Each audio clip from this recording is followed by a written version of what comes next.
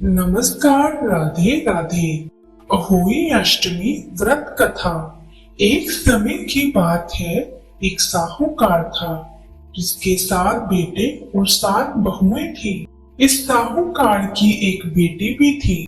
दिवाली पर वह मायके आई थी। दिवाली से पहले दिए बनाने थे तो घर की 7 बहुएं दीपक के लिए मिट्टी लाने बाहर गई हुई थी। ऐसे में ननंद भी उनके साथ चली गई। दिवाली से पहले कार्तिक बदी अष्टमी को 7 बहुएं अपनी इकलौती ननंद के साथ जंगल में मिट्टी लेने गई।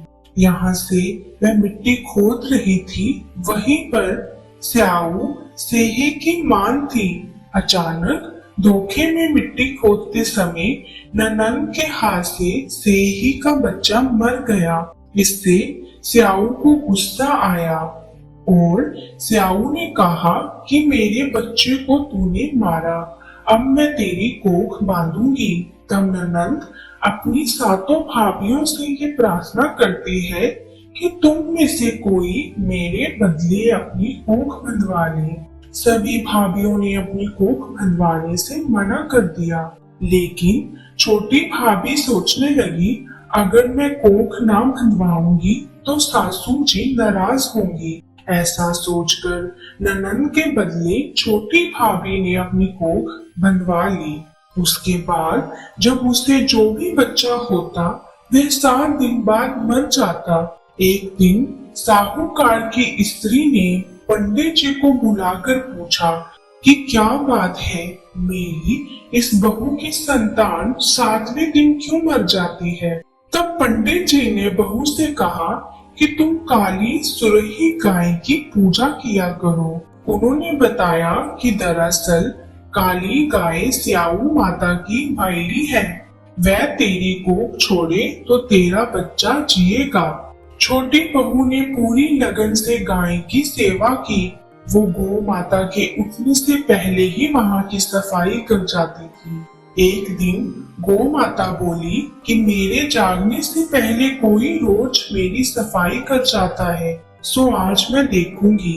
गौ माता खूब तड़के जागी तो क्या देखती है, साहूकार के बेटे की बहू उसके नीचे सफाई आदि कर रही है।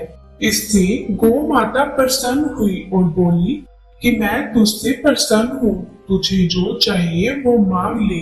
तब साहूकार की बहू बोली कि साहू माता तुम्हारी भाईली है, उन्होंने मेरी कोख बांध रखी है, उनसे मेरी कोख को खुलवा दो। गौ माता ने कहा अच्छा। तब गौ माता 7 समुंदर पार अपनी भाईली के पास उसको लेकर चली गई। रास्ते में कड़ी धूप थी, इसलिए दोनों एक पेड़ के नीचे बैठ गई। इतने में वहां एक सांप दिखाई दिया। उसी पेड़ पर गरुड़ पंखनी के बच्चे थे। सांप गरुड़ पंखनी के बच्चों को मारने लगा। तब साहूकार की बहू ने सांप को मारकर ढाल के नीचे दबा दिया और बच्चों को बचा लिया। थोड़ी देर में गरुड़ पंखनी आई तो वहां खून पड़ा देखकर साहूकार की बहू को चोंच मारने लगी। तभी साहूकार ने बोली कि मैंने तेरे बच्चे को मारा नहीं है, बल्कि सांप तेरे बच्चे को डसने आया था। मैंने तो तेरे बच्चों की रक्षा की है। इससे गरुड़ पंखनी खुश हुई और बोली कि क्या मांगती हो, जो मांगोगी वो मिलेगा। वह बोली 7 समुंदर पार स्याहू माता रहती है, मुझे तू उसके पास पहुंचा दे। तब गरुड़ पंखनी ने दोनों को अपनी पीठ पर बैठाकर स्याहू माता के पास पहुंचा दिया। स्याहू माता उन्हें देखकर बोली कि आप बहन बहुत दिनों बाद आई हो। फिर कहने लगी कि बहन मेरे सिर में चूं पड़ गई है।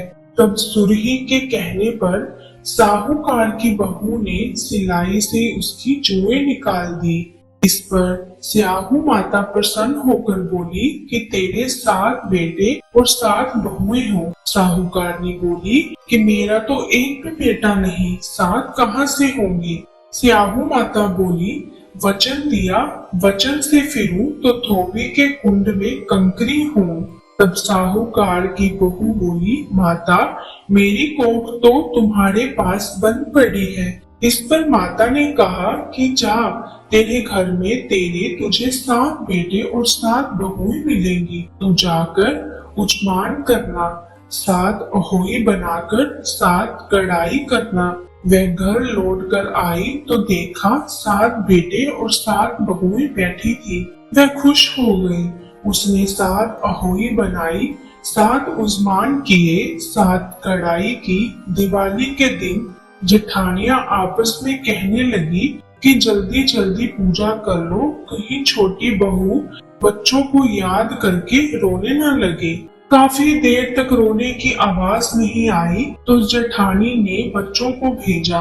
बच्चों ने देखा और वापस जाकर कहा कि चाची तो कुछ मांग रही है। ये सुनते ही जेठानियां दौड़ी दौड़ी उसके घर गई और जाकर पूछने लगी कि तुमने कोख कैसे छुड़ाई। वह बोली, तुमने तो कोख बंधाई नहीं, मैंने बंधा ली।